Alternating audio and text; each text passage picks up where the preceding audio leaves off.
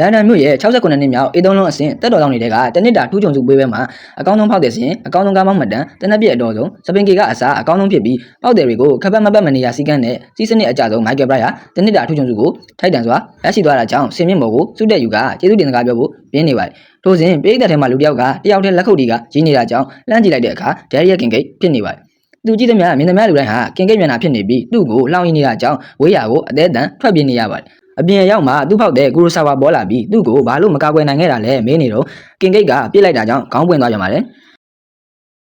ဒီလိုအိမ်မက်မျိုးကိုနေတိုင်းတနေ့တစ်ခါမှတ်နေတာကြောင့်စိတ်ပညာဆရာဝန်နဲ့ဆွေးနွေးနေရပါတယ်မိုက်ကယ်ကA3လုံးအသက်တော်ဆောင်ဘဝကိုဆုံးရှုံးလိုက်ပြီးတဲ့ကသူ့ဘဝကြီးကစုပ်ပြတ်သွားပြီးဆိုကအမြဲတမ်းA3လုံးအဆင့်ကိုပဲတန်းတနေတာကြောင့်ဆရာဝန်ကတက်တော်ဆောင်အလုပ်ကိုခဏမတွေးပဲတနက်တွေလူတက်တာတွေနဲ့ဝေးနေဖို့အပန်းပြေခီးထွက်ဖို့အကြံပေးပါတယ်မိုက်ကယ်ကလည်းစိတ်ကူးပေါက်သွားပြီးထွက်သွားတာကြောင့်ဆရာဝန်ကနောက်တစ်ခါမလာတော့အောင်စိတ်ကူထုံအောင်မြင်သွားပြီဆိုကနှင်ထုတ်လိုက်ပါတယ်တစ်ဖက်မှာတော့ EU ရဲ့နှစ်နှစ်တာပိတ်ဆို့မှုတွေကြောင့်ဂရိနိုင်ငံရဲ့စီးပွားရေးဟာထိုးကျနေပြီးနိုင်ငံအနှံ့ဆန္ဒပြပွဲတွေစုပူမှုတွေပေါ်ပေါက်နေပါတယ်။နောက်ထပ်လည်းပိတ်ဆို့မှုတွေထပ်လာဖို့ရှိနေပြီးဂရိနိုင်ငံရဲ့အနာဂတ်ဟာမရေမရာဖြစ်နေပါတယ်။သတင်းစာရှင်းလင်းပွဲမှာတော့ EU ကိုစားပြု Mr. Waterfisher ကလာမယ့်၄ရက်အတွင်းမှာ EU အနေနဲ့ဂရိအပေါ်ကိုပိတ်ဆို့မှုတွေဆက်လက်လှုပ်ဆောင်သွားမယ်လို့ကြေညာလိုက်တာကြောင့်ပိုပြီးပွဲဆူသွားပါတယ်။သတင်းစာရှင်းလင်းပွဲကအပြန်မှာတော့ Waterfisher ကပြန်ပေးဆွဲခံလိုက်ရပါတယ်။ဂရိနိုင်ငံကိုချစ်မြတ်လို့တဲ့ Aristotle ကဖမ်းသွားတာဖြစ်ပြီးသုံးဖြတ်ချက်ကိုပြင်ပေးဖို့ပြောတဲ့အခါမဲပေးဆုံးဖြတ်ထားတာကြောင့်ပြင်လို့မရဘူးလို့ဆိုပါတယ်။ဒါဆိုအစီအစဉ်ကိုစလိုက်တော့လို့ Aristotle ကဆိုတာကြောင့်ဘာအစီအစဉ်လဲမေးတဲ့အခါနောက်၄ရက်အတွင်းမှာပိတ်ဆို့မှုတွေတကယ်လုပ်ခဲ့ရင်ဥရောပရဲ့အဆောက်အဦတွေပျက်စီးက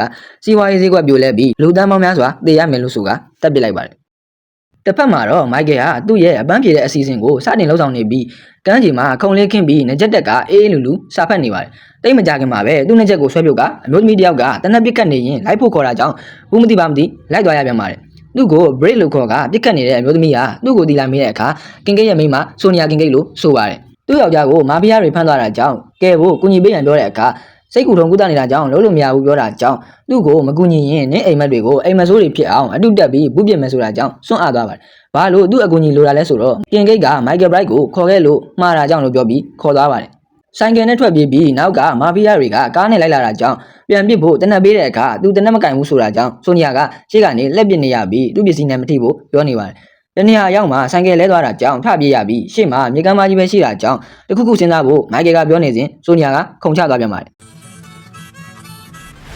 မိုက်ကယ်လည်းလိုက်ခုန်ချလိုက်ရပြီးကင်ဂိတ်ဘယ်မှာလဲမေးတဲ့အခါသူတို့အီတလီမှာဟန်နီမွန်ထွက်နေတဲ့တညမှာကင်ဂိတ်ကအလုပ်လုပ်ဖို့ခိုးထွက်သွားပြီးအုံးမီလာမှာကင်ဂိတ်ကိုဖမ်းသွားတာသိတယ်လို့ဆိုပါတယ်ငါတို့မိသားစုတစ်ခုစဖို့ငွေလိုတယ်လို့ပြောမိတာကြောင့်ကင်ဂိတ်ကအလုပ်လက်ခံလိုက်တာလို့ဆိုတာကြောင့်ဘာမိသားစုလဲမေးတဲ့အခါသူတို့ကလေးယူဖို့တိုင်ပင်ထားတယ်ဆိုတာကြောင့်မိုက်ကယ်ကဖျားတားလိုက်ပါတယ်ကင်ဂိတ်ကိုသွားခဲ့ဖို့လေစိတ်မှာတော့ဆိုနီယာကသူနဲ့ကင်ဂိတ်တို့နေရာမျိုးစုံပုံစံမျိုးစုံနဲ့ချင်းချင်းနာနာမူစကူလူခဲ့ကြပြီမဲ့အခုဒီကလေးမရတဲ့ကြောင့်ပြောနေပါတယ်။ဘာလို့လဲဆိုတော့သူ့ကြောင့်လေးကတအားကျက်နေပြီးကင်ဂိတ်ရဲ့ရေကူးသမားတွေကလန်တော့မှာတင်အားကုန်ပြီးရက်သွားတာဖြစ်ကြောင်းတီလာရှင်ဖွဲ့ကိုဘေးမှာထားပြီးရှင်းပြနေပါတယ်။နောက်ပြီးလက်နက်အလုံးလောက်ယူချိန်မှာတော့မိုက်ကယ်ကတနက်မတုံးတာကြောင့်မယုံကောင်းပြန်စီတောင်းနေပါတယ်။ခရိုအေးရှားနိုင်ငံဇာဂရက်မြို့ရဲ့ညမှာတော့အရစ်စတိုတယ်ရဲ့လူမျိုးက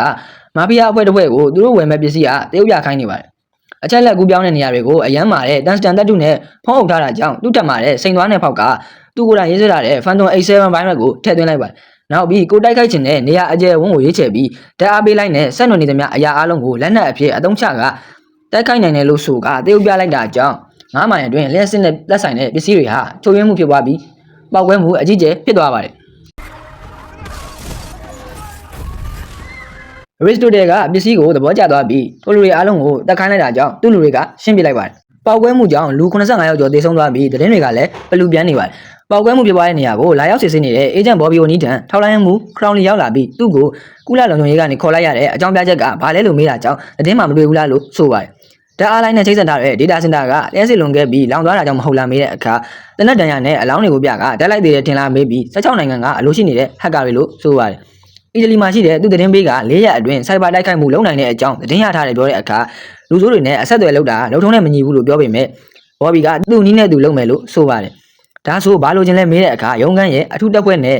ကြိုက်တဲ့လောက်သုံးဘတ်ဂျက်လိုချင်တယ်ဆိုတော့ကင်းတောက်ကားတစ်စီးနဲ့24နာရီအချိန်ပေးမယ်လို့ဆိုပါတယ်။အီတလီနိုင်ငံတာရာစီနာမြို့မှာတော့ကားလို့ဆိုတဲ့လူကအရင်ကသူ့လူတွေကိုတတ်သွားတဲ့ကင်ဂိတ်ကိုဖမ်းထားပြီးအမဲပြတ်ဖို့လုပ်နေပါတယ်။အပြင်မှာတော့မိုက်ကယ်နဲ့ဆိုနီယာကကင်ဂိတ်ကိုကယ်ဖို့ရောက်နေပါပြီ။ဂိတ်ဝမှာစောင့်နေတဲ့အဆောင်တွေကိုတနက်နဲ့ဖြည့်ရှင်းဖို့လုပ်နေတဲ့ဆိုနီယာကိုတားပြီးသူ့ပလန်ကိုရှင်းပြနေတော့ဆိုနီယာကသူ့အပေါ်အင်ဂျီကိုချုပ်ကအဆောင်နေစီရှောက်သွားပါတယ်။မိုက်ကယ်ကကားပေါ်ကနေတဆင့်ခြံထဲခိုးဝင်က CCTV တွေကိုဖျက်ပြီး လူမတက်မိအောင်ကြိုးစားရင်ဂိတ်ဆောင်ကိုတိုက်ခိုက်ကခြံတကားကိုဖွင့်လိုက်ချိန်အပြင်ကလူတွေအားလုံးကိုဆိုနီယာကတယောက်တည်းလျှော့ထားပါတယ်နောက်တော့တွေးသမျှလူကိုဒရက်ဆက်ပစ်ကတ်ကကိုတောင်ထဲကိုပြေးဝင်လာတာကြောင့်ကာလုစ်ကသူ့လူတွေကိုရှင်းဖို့ပြောနေစဉ်ကင်ဂိတ်ကထပြီးတိုက်ခိုက်ပါတယ်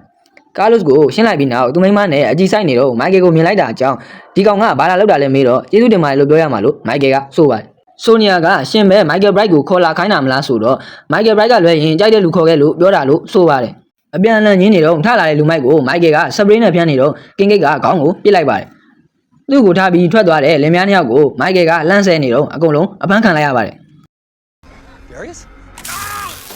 သူတို့ကိုဖမ်းသွားတဲ့လူကအေဂျင့်ဘော်ဘီယိုနီဖြစ်ပြီးသူ့သတင်းပေးကာလုစ်ကိုတက်လိုက်လို့ပောက်ကွဲနေပါတယ်ပေါ်တူဖီနိုမှာစိုက်ဘာအတက်လုပ်မဲ့ဒီနီယာတွေရဲ့အချက်လက်တွေကိုတွားဝယ်ပေးမဲ့ကာလုစ်ကိုတက်လိုက်တာကြောင့်မင်းတို့၃ယောက်လုပ်ပေးရမယ်လို့ပြောပြီးထွက်ပြေးရင်ကမ္ဘာလုံးဆိုင်ရာဖမ်းဝရမ်းထုတ်မယ်လို့ဆိုပါတယ်နောက်တော့ခရောင်လီစီကသတင်းတစ်ခုရလို့သူမလိုက်နိုင်တော့ဘူးဆိုကပိုက်ဆန်နဲ့ကားတော်ဘေးကလွတ်လိုက်ပါတယ်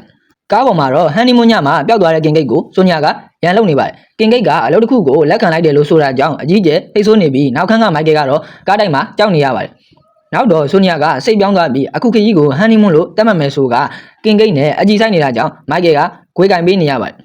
နောက်တော့စတိုးဆိုင်တစ်ခုမှာလိုအပ်တာဝယ်နေတော့မိုက်ကယ်ကကင်ဂိတ်လိန်တာသိတယ်ဆိုတော့ဆိုနီယာကိုပြန်ပြောရင်တတ်မယ်လို့ဆိုပါတယ်မိုက်ကယ်စီကဖုံးကားပြီးဆက်နေတဲ့ကင်ဂိတ်ကိုဆိုနီယာကအမြင်ကပ်ပြီးကားနဲ့ဝင်တိုက်ပေမဲ့ကင်ဂိတ်ကရှောင်လိုက်တာကြောင့်မိုက်ကယ်ကပလင်းကြီးတိုက်ခံလိုက်ရပါတယ်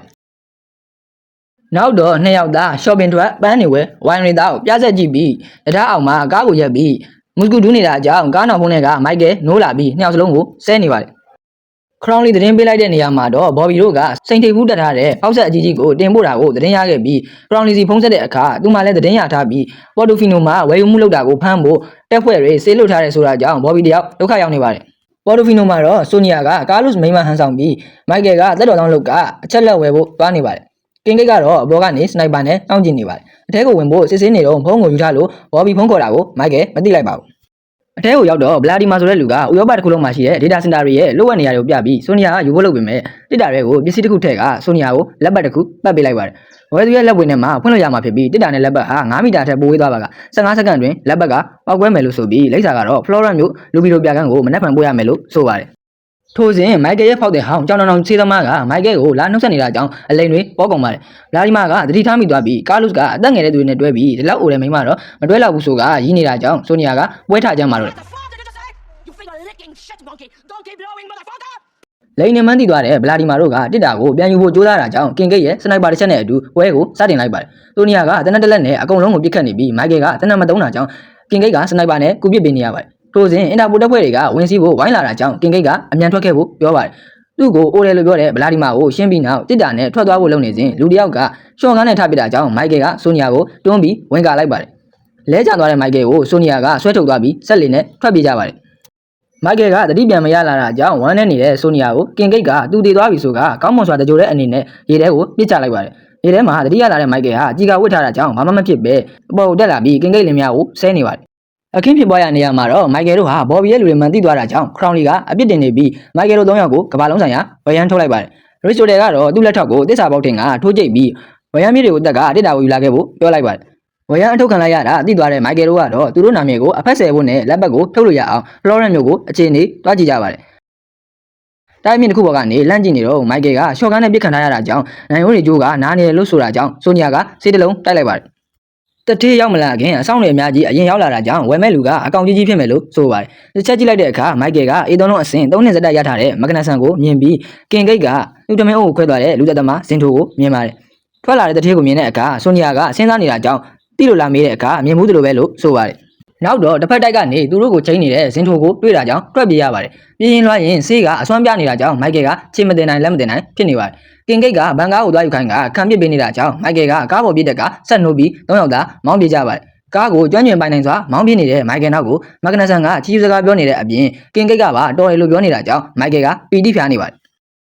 ရန်သူတွေကိုနှစ်ယောက်တည်းခံပစ်နေရတဲ့ကင်ဂိတ်လင်မယားဟာမိုက်ကယ်ကိုအော်ခေါ်ပေမဲ့ဆရာသမားကဆေးအစွမ်းနဲ့ကားထဲမှာအိပ်ပျော်နေတာကြောင့်ကားစီကိုကို့ပါလာရောက်အောင်သွားလိုက်ရပြီးမိုက်ကယ်ကိုအနောက်ခန်းပို့ကမောင်းပြေးရပါတယ်သူ့ကိုဘာတိုက်လိုက်တာလဲဆိုတော့အကိုက်ခဲပြောက်ဆေးတိုက်တာကိုသူကခန္ဓာရင်မရှိတာလို့ဆိုနီယာကဆိုပါတယ်ကားပေါ်မှာတော့ကင်ဂိတ်နဲ့ဆိုနီယာကစကားများနေရင်လိုက်လာတဲ့ကားသုံးစီးကိုဖြည့်ရှင်းနေပါတယ်ကားတွေကိုဖြည့်ရှင်းပြီးဆိုင်ကယ်သုံးစီးထပ်လိုက်လာတာကြောင့်တစ်တာပါသွားပြီးပောက်ကွဲကာနီးမှပြန်ရယူနိုင်လိုက်ပါတယ် ပြောလို့မဆုံးရင်ရဟတ်ရင်နဲ့ပါလိုက်ပြနေတာကြောင့်သိမလို့ဖြစ်နေပါတယ်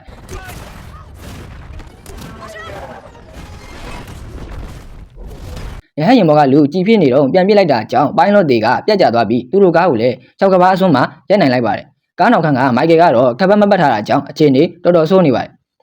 ်ဗယံမြေတွေရဲ့ပုံကိုကြည့်နေတဲ့ Aristotle ထံမိုက်ကယ်တို့လွတ်သွားကြောင်းဖုံးဆက်လာတာကြောင့်ဒီတစ်ခါအရှင်လိုချင်တယ်လို့ဆိုပါတယ်အိပ်ပျော်ရာကနိုးလာတဲ့မိုက်ကယ်တယောက်သူ့ကိုဘာတိုက်လိုက်တာလဲမေးတော့လစ်တီယန်လို့ဆိုတာကြောင့်လစ်တီယန်ကအကိုက်ခဲပြောက်စေးမဟုတ်ဘူးလို့ကင်ကိတ်ကပြောပါတယ်စိတ်ဆိုးသွားတဲ့မိုက်ကယ်ကခမရတို့ကလေးမွေးရင်အမေဆိုးပဲဖြစ်မှာလို့ပြောလိုက်တာကြောင့်ဆိုနီယာကစိတ်ဆိုးသွားပြီးမိုက်ကယ်လည်းတယောက်တည်းထွက်လာပါတယ်။ဘာဆက်လုပ်ရမလဲစဉ်းစားနေတဲ့မိုက်ကယ်ကတက်စကနီကိုလာလဲပါဆိုတဲ့ပိုစတာတွေတွေ့တာကြောင့်အကြံရသွားပါတယ်။ရန်ဖြစ်နေတဲ့ကင်ကိတ်တို့စီကိုပြန်သွားကတောင်းပန်ပြီးကုညီနိုင်မဲ့လူစီကိုခေါ်သွားပါတယ်။တက်စကနီမှာနေတဲ့မိုက်ကယ်အဖေကလည်းအေးသုံးလုံးအစင်တက်တော်ဆောင်တယောက်ဖြစ်ခဲ့ပြီးအချိန်ဝါကြီးတာကြောင့်လက်ပတ်ကိုပြုတ်နိုင်ဖို့အကူညီတောင်းပါတယ်။မိုက်ကယ်ရဲ့အဖေကလူမဲဖြစ်နေတာကြောင့်အံ့ဩနေတဲ့ကင်ကိတ်ကိုမိုက်ကယ်ကဝိလေကြောင်ဘက်နဲ့စကားလွဲကမွေးသားအဖေလို့ဆိုပါတယ်နောက်ပြီးထမင်းစားဝိုင်းမှာမိုက်ကယ်ကသူ့အဖေအကြောင်းတွေဂုဏ်ယူစွာပြောနေပေမဲ့သူ့အဖေကတော့သူ့ကိုအကောင်းမပြောပါဘူးနောက်တော့အချို့ဝဲအနေနဲ့ရေခဲမုံကိုလာချပေးတဲ့အခါမိုက်ကယ်ကထထွက်သွားပါတယ်ဆိုနီယာကမေးတဲ့အခါငငယ်ကကစားကွင်းမှာသူ့ရေခဲမုံဝင်နေတော့အရသာရွေးနေတာကြောင့်ရက်ဆောင်နေတဲ့သူ့အမေကိုရိုလာကိုစတာဘော်ကခပ်ပတ်မပတ်ထားတဲ့လူတစ်ယောက်ကလွင့်ထွက်လာပြီးတိုက်မိတာကြောင့်ဘေးကလဲနေတဲ့အရာနဲ့တိုက်မိကသူ့အမေတေဆုံးခဲ့ရတာကြောင့်စိတ်တန်ရာရခဲ့တာလို့ဆိုပါတယ်ဒါကြောင့်သူကားစီရင်ခပ်ပတ်အမြဲတက်တာထင်တယ်လို့ပြောပြီးဆိုနီယာကလိုက်ပြီးနှစ်သိမ့်ပေးပါတယ်မိုက်ကယ်ရဲ့အဖေကသူ့အဆက်အသွယ်တွေနဲ့ပြောပြီးလက်ပတ်ကိုမကြခင်ဖြုတ်ပေးမယ်ဆိုကမိုက်ကယ်တို့လဲဖို့သူ့ကားကိုပေးလိုက်ပါတယ်သူ့အဖေကြောင့်ဘေးကင်းသွားတော့မဲ့အပြင်လိုင်းစင်မှာပြန်ရမှာကိုပြောတဲ့အကြောင်းပြောနေတော့မေဂျေတနက်နဲ့အားလုံးအဖမ်းခံလိုက်ရပါတယ်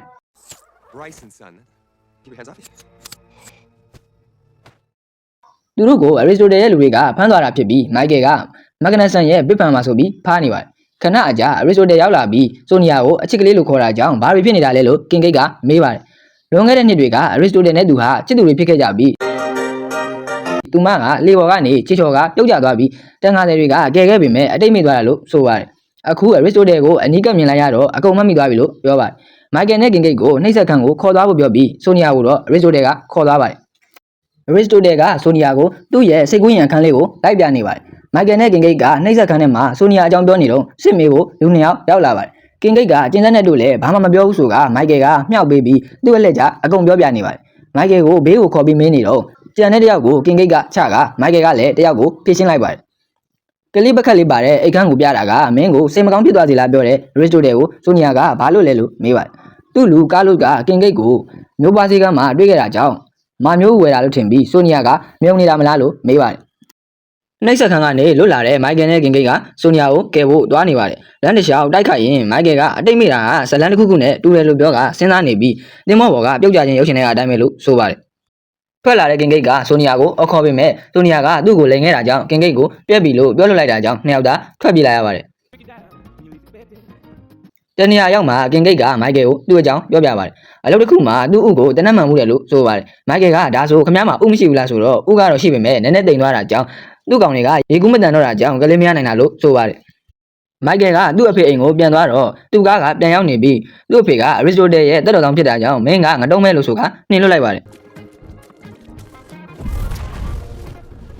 မိုက်ကယ်ကစိတ်ထကြသွားပြီးကင်ကိတ်ရဲတောင်းနေတဲ့ဘားကိုသွားကသူ့အဖေကသစ္စာဖောက်ခဲ့တာကြောင့်ကင်ကိတ်ကိုတောင်းပန်လိုက်ပါတယ်နောက်တော့သူလူကောင်းမလုပ်တော့ဘူးဆိုကကိုကင်းယူကြမလားမင်းနေပါတယ်